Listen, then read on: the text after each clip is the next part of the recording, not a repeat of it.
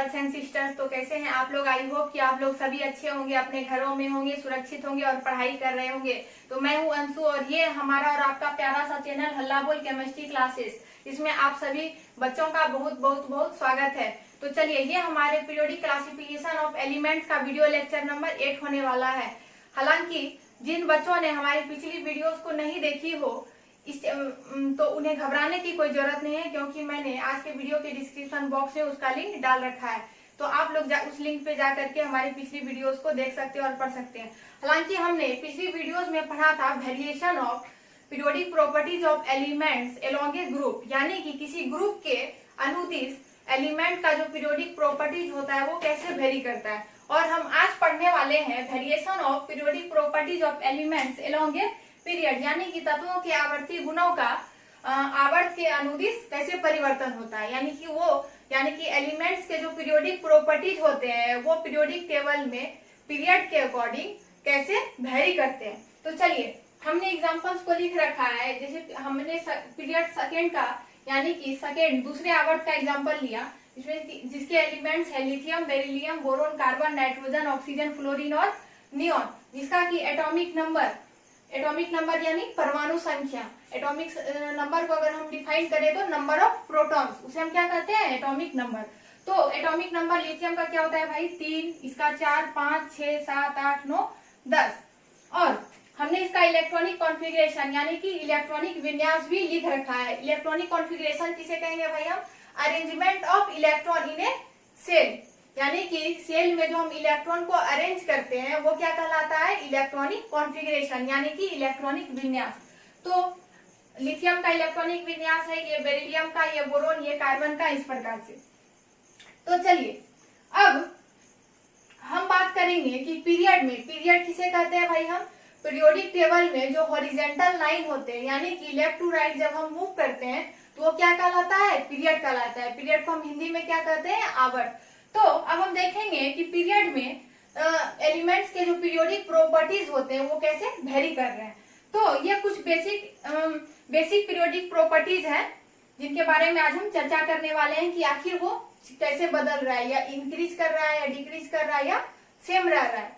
किसमें? Along a period, यानी कि एक पीरियड के अकॉर्डिंग अनुदिश।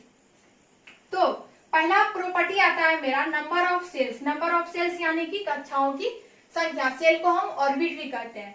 तो अब हम बात करेंगे कि नंबर ऑफ सेल्स कैसे वेरी कर रहे हैं। तो इसके लिए मुझे कुछ एलिमेंट्स के, यानी कुछ एटम के स्ट्रक्चर को ड्रॉ करना पड़ेगा यहाँ पे। तो मैं इसको मिटा लेती हूँ।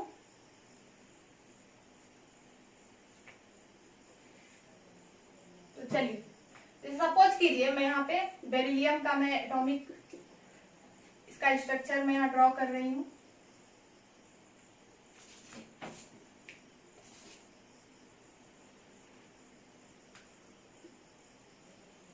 इसमें कितने सेल है भाई? 2 सेल है। और इसमें नंबर ऑफ प्रोटॉन कितने हैं? 4। यहाँ पे नाइट्रोजन का आप लोग समझ जाइएगा।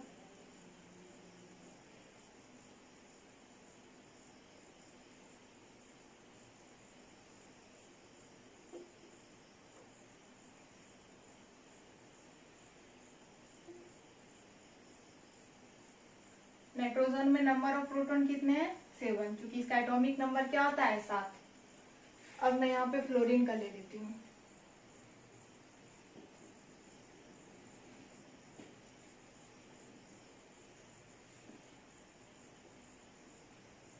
इसमें नंबर ऑफ प्रोटॉन कितने हैं? 9।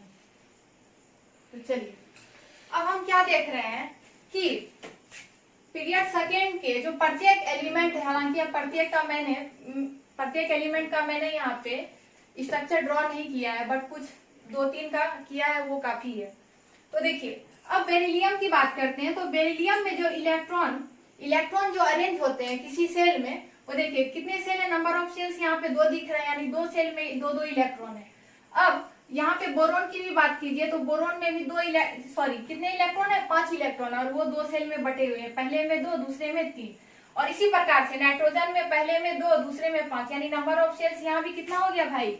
2 हो गया, यहाँ भी 2 हो गया, यहाँ भी 2 है, यहाँ भी 2 है, यानी प्रत्येक एलिमेंट्स में नंबर ऑफ सेल्स कितने हैं? 2 है। तो इस प्रकार से हम क्या देख रहे हैं कि अलोंग ए पीरियड जब हम लेफ्ट टू राइट मूव करते हैं तो नंबर ऑफ सेल्स में क्या कोई परिवर्तन आ रहा है, कोई चेंजिंग आ रहा है? नहीं आ रहा है। वो क्या है? रिमेन्स सेम, यानी कि वो सेम है। तो हम यहाँ पे क्या लिखेंगे?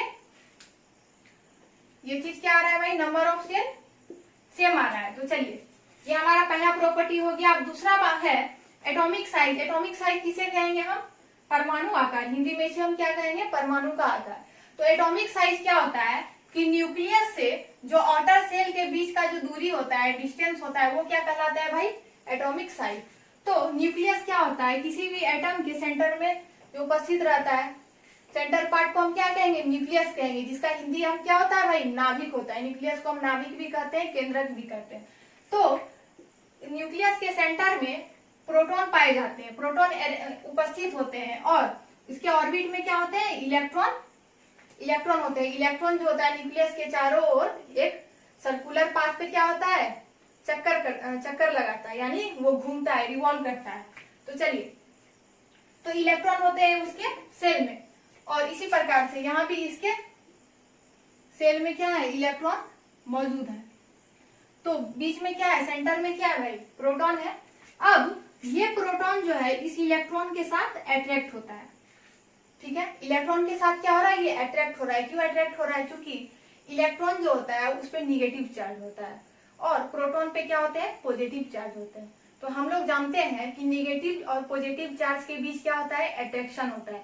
अपोजिट चार्ज के बीच अट्रैक्शन होता है, और सेम चार्ज के बीच रिपल्सन होता है।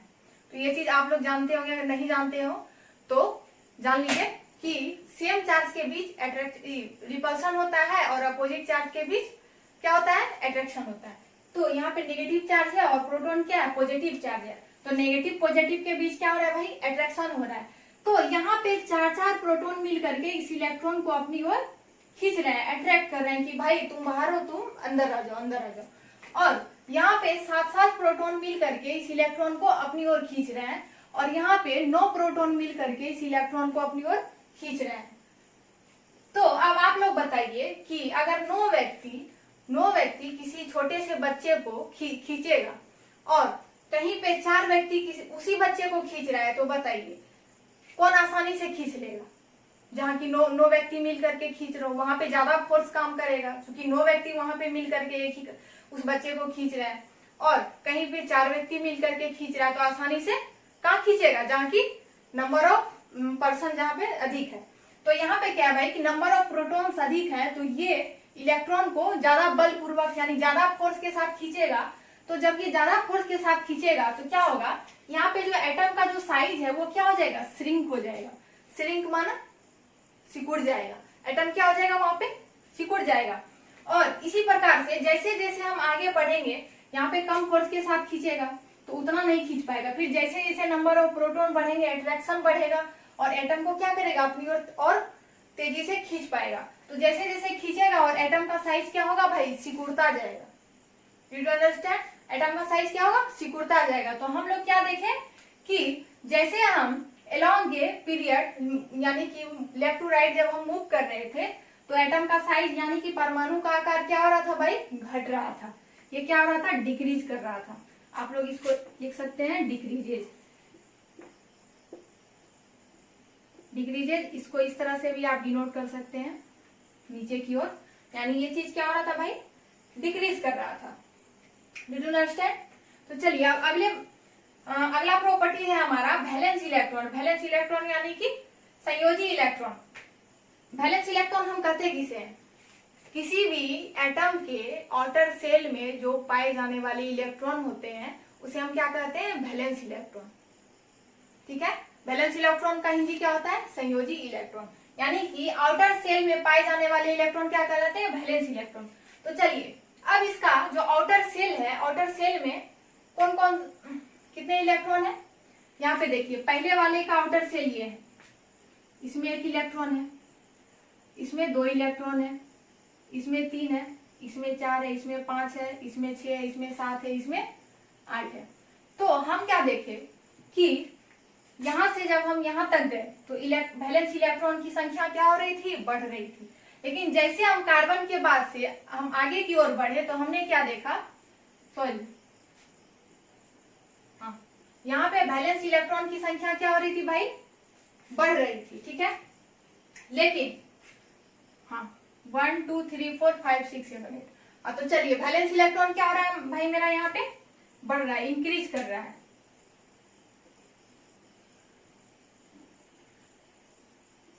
इंक्रीजेज, आप इसको इस तरह से भी डिनोट कर सकते हैं।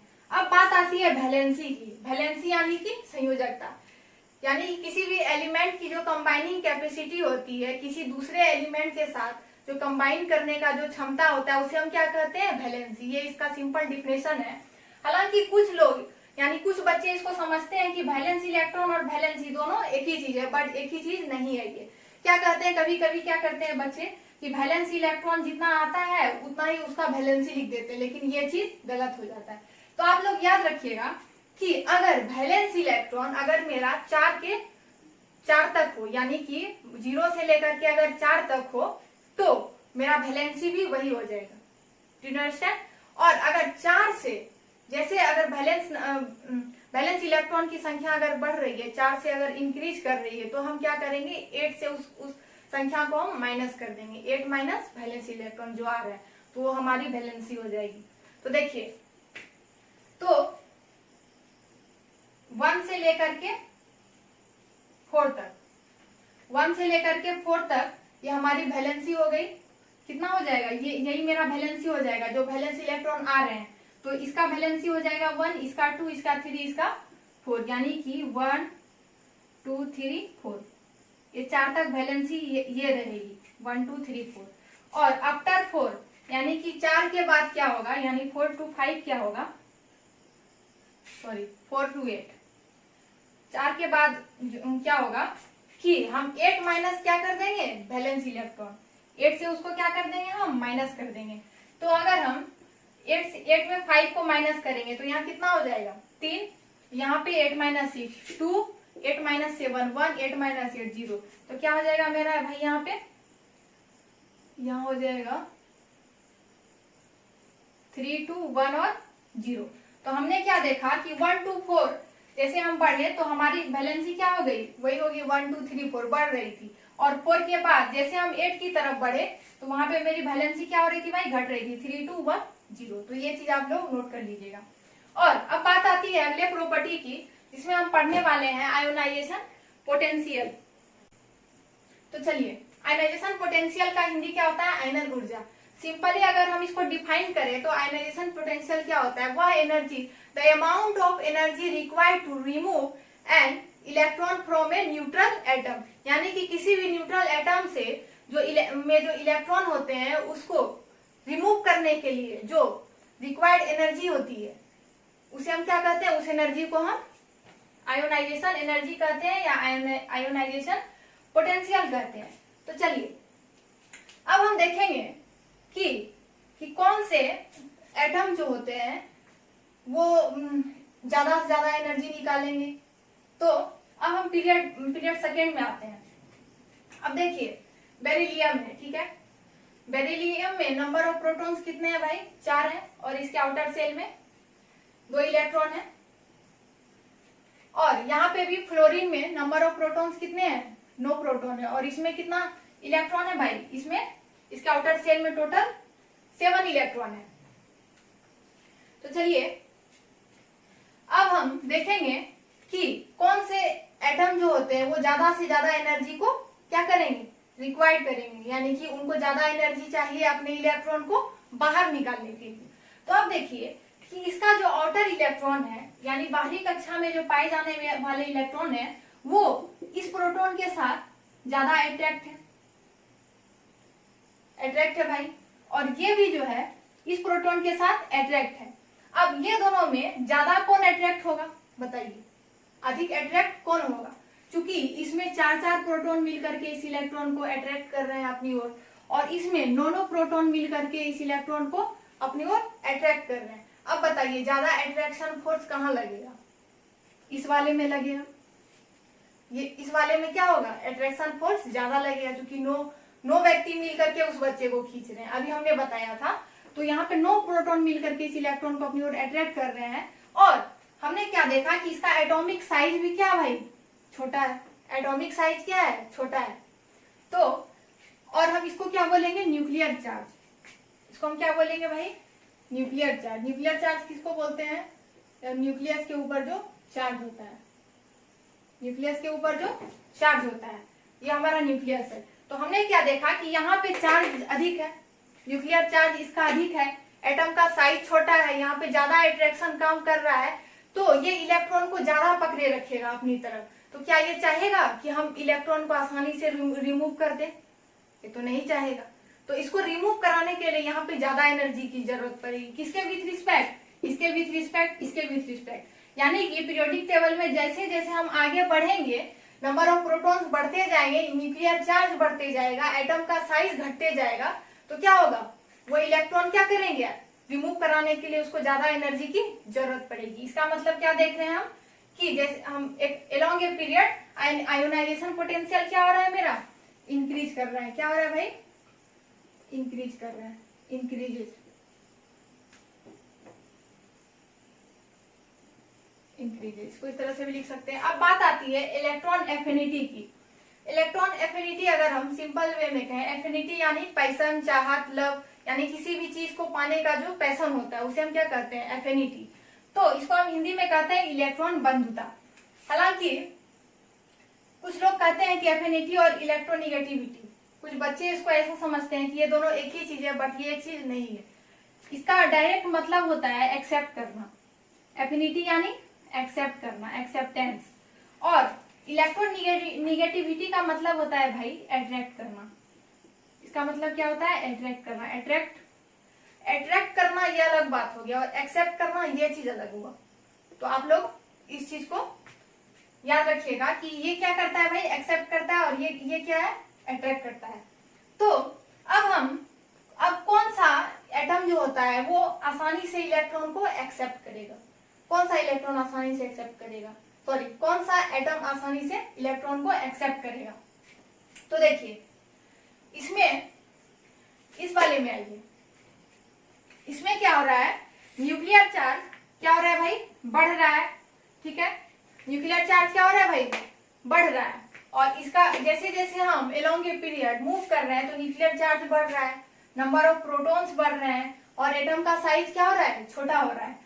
तो इसमें 7 प्रोटॉन मिल करके इस इलेक्ट्रॉन को अपनी ओर खींच रहे हैं।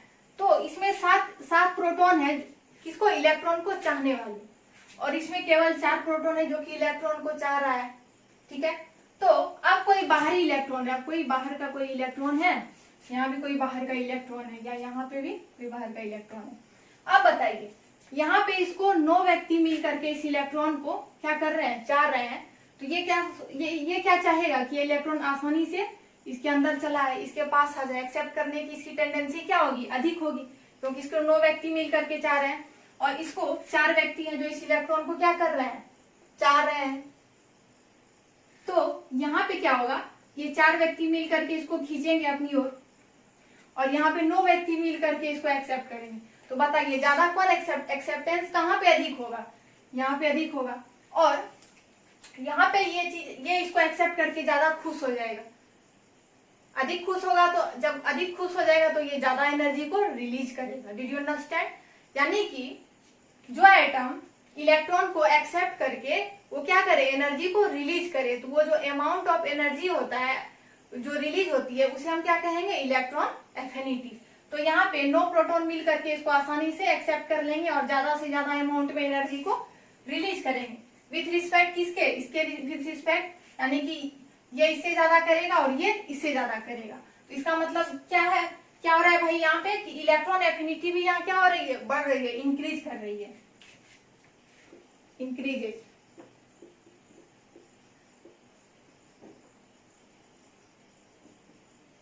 तो चलिए इलेक्ट्रॉन एफिनिटी भी यहाँ पे क्या हो रही है भाई, इंक्रीज कर रही है। अब बात आती है इलेक्ट्रोनेगेटिविटी की। तो ये भी सेम फंडा है, सेम टू सेम यही चीज है कि कहाँ पे इलेक्ट्रॉन का अट्रैक्शन अधिक होगा, इसमें होगा या इसमें होगा या इसमें होगा, इससे ज्यादा इसमें होगा क्योंकि नंबर ऑफ प्रोटॉन ज्यादा है यहाँ पे। न्यूक्लियर चार्ज भी अधिक है। फिर इससे अधिक यहाँ पे होगा, नंबर ऑफ प्रोटॉन्स अधिक है, न्यूक्लियर चार्ज अधिक है, तो एटम का साइज कम है, तो ये इलेक्ट्रॉन को अट्रैक्ट करना ज्यादा चाहेगा। तो यहाँ पे क्या होगा, इलेक्ट्रॉन निगेटिविटी भी क्या हो रही है भाई, इंक्रीज कर रही है। देखिए फंडा सेम है, बस अंतर कितना है, बस ये 2 वर्ड का अंतर है। ये यहाँ एक्सेप्ट करते हैं और यहाँ पे ये अट्रैक्ट करते हैं। अब बात आती है मेटलिक कैरेक्टर की। मेटलिक कैरेक्टर यानी कि धात्विक गुण, धातु के जो मेटल यानी कि धातु के जो गुण होते हैं, मेटल के जो गुण होते हैं। और जो मेटल के जो ऑक्साइड होते हैं वो किस नेचर के होते हैं भाई, बेसिक होते हैं, वो बेसिक नेचर के होते हैं, क्षारीय प्रवृत्ति के होते हैं। तो ये चीज याद रखिएगा आप लोग कि मेटल के जो ऑक्साइड होते हैं वो बेसिक होते हैं और नॉन मेटल के जो ऑक्साइड होते हैं वो एसिडिक नेचर के होते हैं। एसिडिक नेचर यानी कि अम्लीय प्रवृत्ति के। तो चलिए अब हम क्या देखेंगे कि अब सबसे अच्छा मेटल कौन है यहाँ पे, क्योंकि जो सबसे ज्यादा अच्छा मेटल होगा उसका ऑक्साइड भी क्या होगा, सबसे ज्यादा बेसिक होगा, मोर बेसिक होगा। तो मेटल का सिंपल क्या है, या फिर सिंपल एक ये मेटल का एक लॉजिक क्या है जिसे कि हम देख पाएंगे कि मेटल सबसे ज्यादा अच्छा मेटल कौन है, क्योंकि वो वैसा मेटल जो कि इलेक्ट्रॉन को आसानी से लॉस कर दे। मेटल की टेंडेंसी क्या होती है कि वो इलेक्ट्रॉन को लॉस करने की प्रवृत्ति होती है, वो इलेक्ट्रॉन को क्या करता है, लॉस कर देता है। तो वो क्या होता है, जो सबसे ज्यादा जिसमें टेंडेंसी हो इलेक्ट्रॉन को लॉस करने की, वो सबसे ज्यादा अच्छा मेटल होगा। चलिए अब हम देखेंगे इसमें से कौन से एटम है जो कि इलेक्ट्रॉन को आसानी से लॉस कर सके। तो अब देखिए, क्योंकि यहाँ पे तो अट्रैक्शन फोर्स क्या हो रहा है भाई, ज्यादा है, ये आसानी से वो इलेक्ट्रॉन को पूरा खींचे हुए है अपनी तरफ, तो ये तो चाहेगा नहीं कि अब इलेक्ट्रॉन को आसानी से लॉस कर दे, क्योंकि ये तो चाह रहा है कि इसका तो एक्सेप्टेंस ही है कि ये तो चाह रहा है कि इलेक्ट्रॉन मेरे पास है, तो ये तो आसानी से छोड़ने वाला नहीं है। इसका मतलब हम क्या देख रहे हैं कि जैसे जैसे हम लेफ्ट टू राइट मूव कर रहे हैं अलोंग ए पीरियड, तो उसकी लॉस करने की टेंडेंसी क्या हो रही है, घट रही है, क्योंकि अट्रैक्शन बढ़ रहा है इलेक्ट्रॉन के प्रति। तो मेटल की तो उसका मेटलिक कैरेक्टर क्या होगा भाई, घट रहा है। मेटलिक कैरेक्टर क्या हो रहा है भाई, घट रहा है, वो डिक्रीज कर रहा है। जब मेटलिक कैरेक्टर डिक्रीज करेगा तो उसका जो ऑक्साइड होगा तो वो किस नेचर का होगा, बेसिक नेचर का। तो उसके जो बेसिक ऑक्साइड होंगे वो भी क्या करेंगे भाई, डिक्रीज करेंगे। Did you understand? तो ये चीज भी क्या होगा भाई, डिक्रीज करेगा। चलिए अब हम मेटल की बात, ये तो हो गई मेटलिक कैरेक्टर। अब इसके जस्ट है अपोजिट नेचर क्या आते हैं, नॉन मेटल। नॉन मेटल यानी अधातु। तो क्या इसका अधात्विक गुण बढ़ेगा, जरूर बढ़ेगा। क्यों बढ़ेगा, क्योंकि जब हमने क्या देखा, अधातु किसे कहेंगे, नॉन मेटल क्या करता है, उसकी जो टेंडेंसी होती है वो इलेक्ट्रॉन को एक्सेप्ट करने की टेंडेंसी होती है, गेन करने की टेंडेंसी होती है, और नॉन मेटल का लॉस करने का टेंडेंसी होता है। तो चलिए अब हम क्या देख रहे हैं कि इसका जो टेंडेंसी है वो इलेक्ट्रॉन को एक्सेप्ट करना चाह रहा है, एक्सेप्टेंस यहाँ पे अधिक है, अट्रैक्शन ज्यादा है। तो यहाँ पे क्या होगा, नॉन मेटलिक कैरेक्टर क्या हो रहा है भाई, यहाँ पे इंक्रीज कर रहा है, इंक्रीजेज, क्योंकि नंबर ऑफ यानी कि यहाँ पे न्यूक्लियर चार्ज बढ़ रहा है, अट्रैक्शन बढ़ रहा है इलेक्ट्रॉन के प्रति, इलेक्ट्रॉन एफिनिटी बढ़ रहा है, तो इसका नॉन मेटलिक कैरेक्टर क्या होगा, बढ़ेगा, क्योंकि इसका मेटलिक कैरेक्टर घट रहा है। तो अगर बात आती है कि लिथियम किस नेचर, लिथियम ज्यादा मेटल होगा या बोरोन ज्यादा मेटलिक कैरेक्टर ये करेगा, तो क्या लिखेंगे हम कि लिथियम का ये ज्यादा, इसका जो मेटलिक कैरेक्टर होगा ये ज्यादा ये करेगा, कैरी करेगा, और ये कम करेगा। अब ये क्या हो गया, नॉन मेटल, ये नॉन मेटल, ये नॉन मेटल, ये इस प्रकार से। तो हम लोगों ने देख लिया। चलिए तो ये कुछ प्रॉपर्टीज थे जो कि अलोंग ए पीरियड वेरी कर रहे थे, लेकिन इसमें से 2 चीज जो होगी वो लागू नहीं होगी। क्या लागू नहीं होगी, देखिए भाई यहाँ पे देखिए, किसमें लागू नहीं होगी, नोबल गैस के ग्रुप में ये चीज लागू नहीं होगी, क्योंकि हम लोगों ने क्या देखा था कि जैसे हम अलोंग ए पीरियड मूव कर रहे थे तो एटम का साइज क्या हो रहा था भाई, डिक्रीज कर रहा था, बट नोबल गैस के केस में इंक्रीज कर जाता है। अचानक से क्या होता है, सडनली इंक्रीजेस, अचानक से इंक्रीज कर जाता है। यहाँ पे इसका साइज जो होगा, यानी क्लोरीन से नियोन का साइज क्या होगा, अधिक होगा। ऐसा ही नहीं कि सिर्फ नियोन का ही होगा, आगे भी जो नीचे के जो भी पीरियड्स होंगे प्रत्येक का उसके इधर वाले एलिमेंट्स के विथ रिस्पेक्ट उसका साइज क्या होगा, इंक्रीज करेगा, ज्यादा होगा, अधिक होगा। क्यों होगा अधिक, क्योंकि नोबल गैस क्या होते हैं, इसके ऑर्डर सेल में 8 इलेक्ट्रॉन होते हैं। अब मैं बताती हूँ, देखिए इसका स्ट्रक्चर बनाती हूँ। नंबर ऑफ सेल्स तो वही है, अब इसमें 8 प्रोटॉन है और इसमें इलेक्ट्रॉन भी, इसमें 8 इलेक्ट्रॉन है। इसके ऑर्डर सेल में कितने इलेक्ट्रॉन है भाई, 8 इलेक्ट्रॉन है। अब ये 8 इलेक्ट्रॉन है और साइज भी क्या है, 8 इलेक्ट्रॉन है। अब देखिए एक कमरे में 8 भाई है, ठीक है। अब 8 भाई है तो क्या वो आपस में उसकी बनेगी, नहीं बनेगी, आपस में झगड़े होंगे। जब झगड़े होंगे तो वो क्या चाहेगा कि हम दूर दूर रहें, डिस्टेंस को क्या करेगा, वो बढ़ा देगा। डू अंडरस्टैंड, यानी कि एक प्रवृत्ति के लोग एक जगह नहीं रह सकते हैं, वो क्या करेंगे, आपस में दूरी बनाएंगे। ये स्वभाव है, ऐसा नेचर है। तो यहाँ पे ये इलेक्ट्रॉन जो होगा, यानी 8 इलेक्ट्रॉन जो है इस सेल में, इस घर में एक साथ नहीं रह पाएंगे, इसलिए ये क्या करेंगे, आपस में फैल जाएंगे, डिस्टेंस बना लेंगे। तो जब डिस्टेंस बनाएंगे तो इसका साइज क्या होगा, कक्षा का जो साइज होगा, एटम का जो साइज होगा वो क्या होगा भाई, बढ़ जाएगा। तो चलिए, तो इसका साइज क्या होगा भाई, नोबल गैस का, इसका साइज ज्यादा हो जाएगा। यानी फ्लोरीन से नियॉन का जो साइज होगा, आप लोग नोट कर लीजिएगा, फ्लोरीन से जो नियॉन का साइज होगा वो ज्यादा होगा। यानी कि नोबल गैस के केस में, यहाँ पे लिख देती हूँ मैं, नोबल गैस के केस में साइज जो होगा वो इंक्रीज करेगा, ठीक है।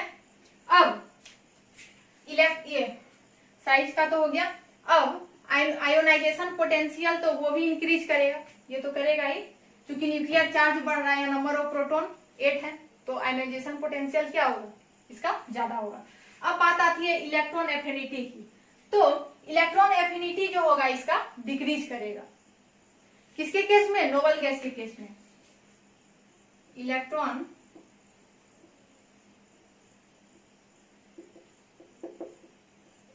एफिनिटी क्या करेगा, डिक्रीज करेगा। अब क्यों डिक्रीज करेगा भाई, क्यों करेगा, क्योंकि देखिए इसमें 8 इलेक्ट्रॉन है और इसके लिए जो 8 इलेक्ट्रॉन है तो ये क्या है भाई, स्टेबल है। नोबल गैस जो होते हैं वो क्या होते हैं, हाईली वो स्टेबल होते हैं, स्टेबल होते हैं, क्योंकि वो क्या होता है, फुलफिल होते हैं। यहाँ पे 8 इलेक्ट्रॉन है और ये क्या है, स्टेबल सिस्टम। ये क्या है भाई, स्टेबल सिस्टम है। तो अब ये जब ऑलरेडी ये स्टेबल है तो क्या ये चाहेगा कि कोई बाहरी दूसरा बंदा आ जाए, ये तो नहीं चाहेगा। क्यों चाहेगा ये, जब इसके पास स्पेस है कि ये इस एक घर में मतलब 8 व्यक्ति ही रह सकते हैं और वो उस चीज में स्टेबल है, तो क्या ये चाहेगा कि कोई दूसरा बंदा आकर के उस घर में रहे, ये तो नहीं चाहेगा। तो इलेक्ट्रॉन एफिनिटी क्या हो जाएगी, इसकी 0 हो जाएगी, यानी कि घटेगी। इधर से इधर जाने पे अभी हमने देखा था लेफ्ट टू राइट जब मूव करे तो बढ़ रही थी, लेकिन यहाँ पे इसका क्या हो जाएगा, ये चीज 0 हो जाएगा, यानी यहाँ पे ये क्या करेगा, डिक्रीज कर जाएगा। क्यों डिक्रीज करेगा, क्योंकि ये क्या है, स्टेबल सिस्टम है। तो ये नहीं चाहेगा कि हम अपने भाई को बाहर निकाल करके फेंक देंगे, ये तो नहीं चाहेगा। और ये भी नहीं चाहेगा कि कोई दूसरा बंदा आकर के मेरे घर में आकर के जम जाए, ऐसा भी नहीं चाहेगा। और आयोनाइजेशन पोटेंशियल क्यों बढ़ेगा भाई, क्यों बढ़ेगा, क्योंकि देखिए अब ये 8 भाई हैं, एक घर में 8 इलेक्ट्रॉन है, तो क्या वो चाहेगा, भले आपस में नहीं बने अलग बात है, वो डिस्टेंस बना ले अलग बात है, लेकिन वो ये नहीं चाहेगा कि हम अपने भाई को बाहर निकाल करके फेंक दें, ऐसा तो नहीं चाहेगा, कोई नहीं चाहता। तो इसीलिए इसका जो आयोनाइजेशन पोटेंशियल होगा वो क्या करेगा, इंक्रीज करेगा, वेरी हाई, बहुत ही हाई होगा। You understand. और इलेक्ट्रॉन एफिनिटी क्या होगी, यहाँ पे डिक्रीज करेगी, और बाद बाकी जो प्रॉपर्टीज है वो चीज वही रहेगी। और दूसरा क्या आता है, non metallic character. Non metallic character और मेटलिक करेक्टर, चूंकि नोबल गैस ना तो मेटल होते हैं ना तो नॉन मेटल होते हैं, इसलिए इस कैरेक्टर को हम डिसाइड नहीं करेंगे, इस प्रॉपर्टी को हम डिसाइड नहीं करेंगे। तो चलिए आज का हमारा लेक्चर यहीं पे खत्म होता है। ये हमारे पीरियोडिक क्लासिफिकेशन ऑफ एलिमेंट्स का ये लास्ट टॉपिक था और यहीं पे आज की चैप्टर हमारा संपन्न होता है। तो चलिए अब मिलेंगे हम लोग अगले वीडियो में, जिसमें हम पढ़ने वाले हैं केमिकल रिएक्शंस एंड इक्वेशन, यानी कि रासायनिक समीकरण और ये रासायनिक केमिकल रिएक्शन एंड इक्वेशन, मतलब कि रासायनिक अभिक्रिया और समीकरण। तो चलिए आई होप कि आप लोगों को हमारी ये वीडियो अच्छी लगी हो और अच्छी लगी हो तो अच्छी बात है, और जहाँ कहीं भी समझने में कोई परेशानी हुई तो आप लोग मुझे कमेंट करके जरूर बताएं। मैं कोशिश करूंगी कि अगले वीडियो में और भी अच्छे तरीके से बता पाऊँ। तो चलिए, तब तक के लिए thanks for watching and all the very best.